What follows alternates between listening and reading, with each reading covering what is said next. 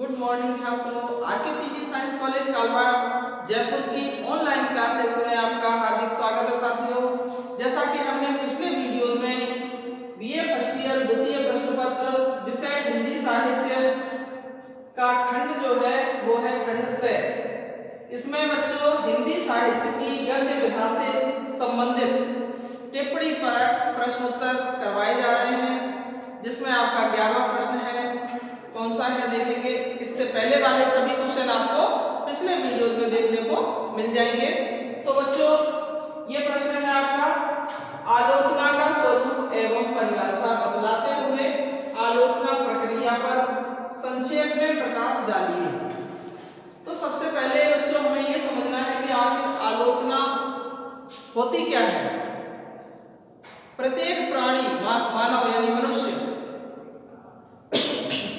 मनुष्य का ये स्वभाव होता है बच्चों कि किसी भी वस्तु को देखने पर उसके गुण व दोषों पर नजर अपने आप ही जाती है कि ये व्यक्ति कितनी गुणवान है, कितना इसमें अवगुण है, और उसके अच्छे बुरे पक्ष को वो समझता है और अच्छे बुरे पक्ष को का निरीक्षण करने के बाद में वो अपना मत प्रकट करता है।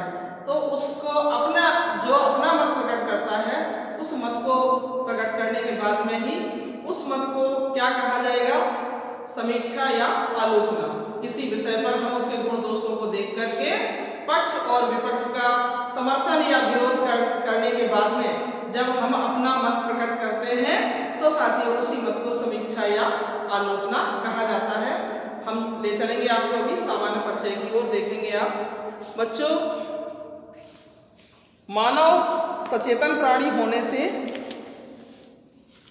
प्रत्येक वस्तु के गुणावगुण पर चिंतन करता रहता है और प्रत्येक समझदार व्यक्ति के हृदय में वस्तु के स्वरूप तथा वैशिष्ट्य को लेकर जिज्ञासा उत्पन्न होती है। इस तरह व्यक्ति उस वस्तु के अच्छे और बुरे पक्ष का समर्थन या विरोध करता हुआ अपना मत प्रकट करता है। साथियों मानव की यही प्रवृत्ति समीक्षा या आलोचना का रूप धारण कर लेती है। बच्चों साहित्यिक क्षेत्र में आलोचना का विशेष महत्व है। क्या महत्व है देखेंगे आप। सबसे पहले ले चलेंगे आपको पहले पॉइंट पर, आलोचना का अर्थ और परिभाषा। तो सबसे पहले हम इसका अर्थ समझेंगे और फिर उसकी परिभाषा को समझेंगे कि आखिर आलोचना का अर्थ होता क्या है और इसकी क्या परिभाषा होनी चाहिए। तो आप देखेंगे आगे साथियों, आलोचना शब्द की जो व्युत्पत्ति है वो इस प्रकार है, आर्ड प्लस लोच प्लस ल्यूट प्लस टा, अर्थात आ उपसर्ग है और लोच धातु है। इस धातु का अर्थ देखना है। ल्युट प्रत्यय लगने से भाववाचक संज्ञा बन जाता है और इस तरह आलोचना शब्द का व्युत्पत्ति परक अर्थ हुआ किसी वस्तु अथवा काव्य कृति को चारों ओर से देखना या सम्यक निरीक्षण करना। साथियों इस शब्द में सम उपसर्ग लगने से समालोचना बनता है। सम का अर्थ है सम्यक रूप से, सम का अर्थ सम्यक रूप से है। आलोचना या समालोचना के लिए साथियों समीक्षा शब्द का प्रयोग भी किया जाता है। जैसे कहते हैं ना किसी प्रश्न के अंदर आता समीक्षा कीजिए, तो वो आलोचना और समीक्षा एक ही बात होती है बच्चों। साहित्य जगत में आलोचना या अवलोकन से अभिप्राय किसी कृति की व्याख्या और उसका मूल्यांकन है। जैसे साहित्य जगत में आलोचना या अवलोकन, आलोचना करना या अवलोकन करना, इससे अभिप्राय यह है कि कोई भी कृति जो है किसी कृति का और उस कृति की या तो व्याख्या करना और उसका मूल्यांकन करना। तो साथियों किसी कवि की कृति को देखने या लेखक की रचना का परीक्षण करने वाला समालोचक या समीक्षक कहलाता है। साथियों संक्षेप में आलोचना, समालोचना या समीक्षा का आशय कवि या लेखक की रचना का साहित्यिक मूल्यांकन करना तथा उसके गुण दोषों का उद्घाटन करना होता है। अब आप समझ गए होंगे, संक्षेप में आपको बता दिया है कि आलोचना, समालोचना या समीक्षा का आशय कवि या लेखक की रचना का साहित्यिक मूल्यांकन करना तथा उसके गुण दोषों का उद्घाटन करना है। उसी को हम क्या कहते हैं? आलोचना। अब आप समझ गए होंगे। आगे देखेंगे, यद्यपि आलोचना शब्द संस्कृत व्याकरण के आधार पर उक्त अर्थ का वाचक है, हिंदी साहित्य में यह एक विशेष गद्यात्मक विधा है साथियों, और इस पर अंग्रेजी के लिटरेरी क्रिटिसिज्म की कुछ छाप है। प्रारंभ में आलोचना के विषय में यह धारणा प्रचलित थी कि उसमें कृति विशेष के गुण दोषों का आकलन होता है, इसलिए बहुत समय तक आलोचक कृति विशेष के गुण दोषों का विवेचन करना है, कृति विशेष के गुण दोषों का विवेचन करना ही अपना कर्तव्य समझते हैं साथियों। परंतु आज आलोचना का क्षेत्र बहुत विस्तृत हो चुका है तथा इसके अंतर्गत कृति विशेष की विशेषताओं को उद्घाटित करना है, उसकी उपलब्धियों को पाठक के समक्ष रखना, उसके बिंब विधान तथा रस योजना का आस्वादन करना, हृदय पर उसकी प्रतिक्रिया का सम्यक विश्लेषण करना, उसके दोषों का निरूपण करना, अन्य कृतियों के समकक्ष रखकर उसका मूल्यांकन करना आदि कार्य आते हैं इसके अंतर्गत। तो अब आप समझ गए होंगे कि यहाँ पर जो है बच्चों, अब हम बात करेंगे आगे। अभी बात हुई थी आलोचना का अर्थ और परिभाषा की। अब हम ले चलते हैं दूसरे पॉइंट पे आपको, विविध परिभाषाएं। विविध परिभाषाओं के समीक्षक कौन कौन हैं? ये कुछ पाश्चात्य समीक्षकों की लिस्ट है बच्चों, देखेंगे आप। नंबर 1 इंसाइक्लोपीडिया ब्रिटेनिका के अनुसार, दूसरे हैं मैथ्यू आर्नल्ड के अनुसार, तीसरे हैं ड्राइडन के अनुसार और चौथे हैं कार्लाइल के अनुसार। तो साथियों, इनके अनुसार आलोचना का अर्थ और परिभाषा क्या होनी चाहिए, इन्होंने अपना अपना मत प्रकट किया है पाश्चात्य समीक्षकों ने। तो आप देखेंगे encyclopedia Britannica, Matthew Arnold, Dryden और कार्लाइल, इन सभी समीक्षकों ने क्या क्या मत प्रकट किए हैं आप आगे देख पाएंगे। तो बच्चों, सबसे पहले बात करते हैं जैसे कि समालोचना या आलोचना के स्वरूप तथा परिभाषा के संबंध में अनेक विद्वानों ने अपने अपने मत दिए हैं। जैसा कि मैंने अभी बताया था आपको, कुछ पाश्चात्य विद्वानों के मत इस प्रकार हैं, देखेंगे आप। पहला, एनसाइक्लोपीडिया ब्रिटेनिका के अनुसार, तो बच्चों आलोचना का अर्थ वस्तुओं के गुण दोषों की परख करना है, चाहे वह साहित्य के क्षेत्र में की गई हो या ललित कला के क्षेत्र में। बच्चों, स्वरूप निर्णय और निर्णय की अभिव्यक्ति, इसमें दोनों ही आ जाते हैं। ये परिभाषा किसने दी है? इंसाइक्लोपीडिया ब्रिटेनिका ने। अब हम बात करेंगे दूसरे समीक्षक की। दूसरे समीक्षक हैं मैथ्यू आर्नल्ड। इनके अनुसार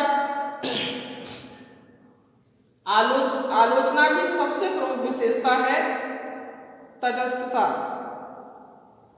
वस्तु के स्वरूप की जिज्ञासा ही उसे आलोचना मार्ग में प्रवृत्ति करती है। साथियों, मैथ्यू आर्नल्ड के अनुसार ये परिभाषा रही है किसकी, आलोचना की। अब हम बात करेंगे तीसरे पॉइंट की, ड्राइडन के अनुसार।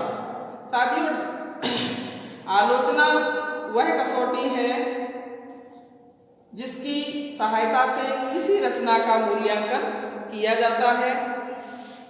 वह उन विशेषताओं का लेखा प्रस्तुत करती है जो साधारणतया किसी संभ्रांत पाठक को आनंद प्रदान कर सके।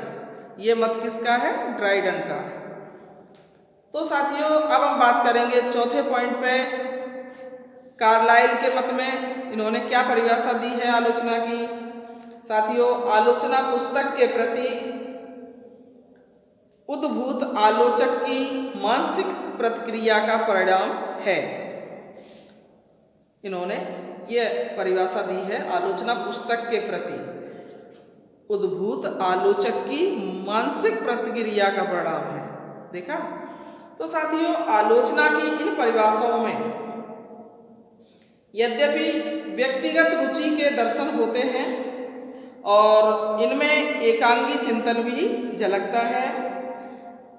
साथियों, इन सभी में आलोचना को एक विवेक सम्मत या सिद्धांत सम्मत दृष्टिकोण बतलाया गया है। इस संबंध में भारतीय विद्वानों ने जो परिभाषाएं दी हैं वे एकांगिता से मुक्त हैं। आलोचना की परिभाषा देते हुए बाबू श्याम सुंदर दास ने लिखा है, क्या लिखा है देखेंगे आप आगे। इन्होंने लिखा है, साहित्य के क्षेत्र में, ये हमारे भारतीय समीक्षक हैं, साहित्य के क्षेत्र में ग्रंथ को पढ़कर उसके गुणों और दोषों का विवेचन करना और उसके संबंध में अपना मत प्रकट करना आलोचना कहलाता है। यदि हम साहित्य की जीवन की व्याख्या माने तो आलोचना को उस व्याख्या की व्याख्या मानना पड़ेगा। ऐसा किसने कहा है, बाबू श्याम सुंदर दास ने। अन्य विद्वान के अनुसार जब सहृदय पाठक किसी साहित्य ग्रंथ को पढ़कर उपयुक्त व्याख्या विश्लेषण करके इसके गुणों और दोषों का विवेचन करता है और उसके संबंध में तटस्थ भाव से अपना मत प्रकट करता है तो उसे आलोचना कहते हैं। ये किसने कहा है, अन्य विद्वानों ने। तो साथियों, ये तो बात हुई विद्वानों के मतों की, समीक्षकों के मतों की। अब हम बात करेंगे आगे आलोचना प्रक्रिया। चौथा पॉइंट है आपका आलोचना प्रक्रिया। इसमें कौन कौन से पॉइंट हैं देखेंगे आप आगे। बच्चों, अब हम बात करेंगे आलोचना प्रक्रिया की। इसमें आपके 3 पॉइंट आए हैं, कौन कौन से देखेंगे आप आगे। आलोचना प्रक्रिया में पहला पॉइंट है आपका विषय बोध, दूसरा है विश्लेषण और तीसरा है मूल्यांकन और फिर बाद में निष्कर्ष। तो साथियों, विषय बोध, विश्लेषण और मूल्यांकन ये आलोचना प्रक्रिया के 3 तत्व माने गए हैं। आप देखेंगे आगे इनको, तो इनके आधार पर हम देखेंगे कि आलोचना प्रक्रिया को आलोचना के तत्व या सूत्र भी कह सकते हैं। इसके 3 सोपान माने गए हैं। सोपान कह लो या तत्व कह लो, तत्व कह लो या सूत्र कह लो, एक ही बात है बच्चों, आप कंफ्यूज मत होना, क्योंकि तत्व, सूत्र और सोपान एक ही बात होती है। तो यहाँ पहले सोपान की बात करते हैं या पहले तत्व की बात करते हैं, विषय बोध। साथियों, जिस कृति की समीक्षा की जा रही हो उसके प्रतिपाद्य विषय का ज्ञान अपेक्षित माना जाता है। विषय के पूर्ण ज्ञान के साथ ही कवि या लेखक के मंतव्य और मनोभावों की समग्र जानकारी अनिवार्यतः होना चाहिए। ये था विषय बोध की बात। अब हम बात करेंगे दूसरे पॉइंट की, विश्लेषण की।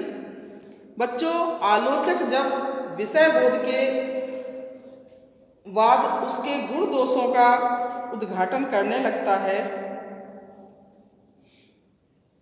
तब विश्लेषण की प्रक्रिया प्रारंभ हो जाती है। इसके लिए कृति का प्रतिपाद्य विषय क्या है?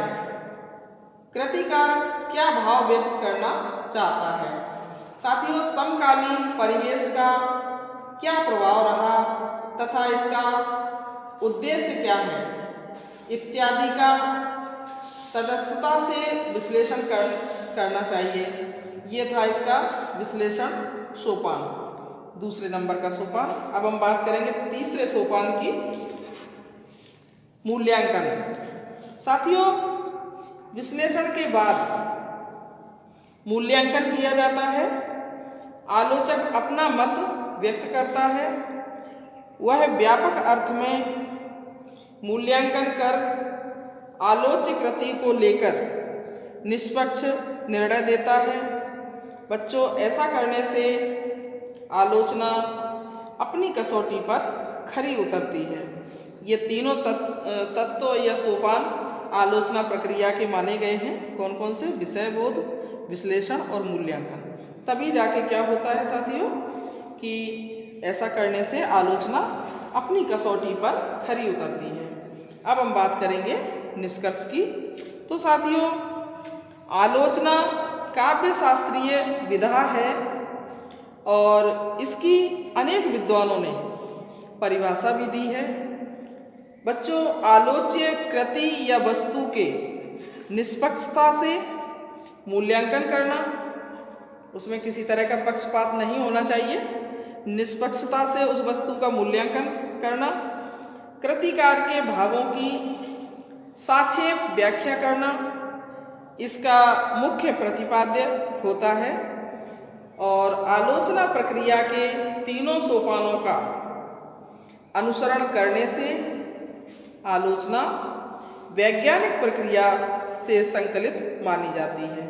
अब आप समझ गए होंगे कि यहाँ पर आलोचना प्रक्रिया कंप्लीट करने से पहले हमें इन तीनों सोपानों का अनुसरण करना चाहिए। ये तीनों सोपान जब इनका अनुसरण हम कर लेंगे, इनके हिसाब से जब काम करेंगे, तब जाके ही हमारी आलोचना प्रक्रिया कंप्लीट हो पाएगी। तभी उसमें पूरी तरह से हम स्पष्टता दे पाएंगे। तो साथियों, ये था आपका आलोचना संबंधी प्रश्न। अब हम बात करते हैं आगे, देखेंगे आप आगे प्रश्न।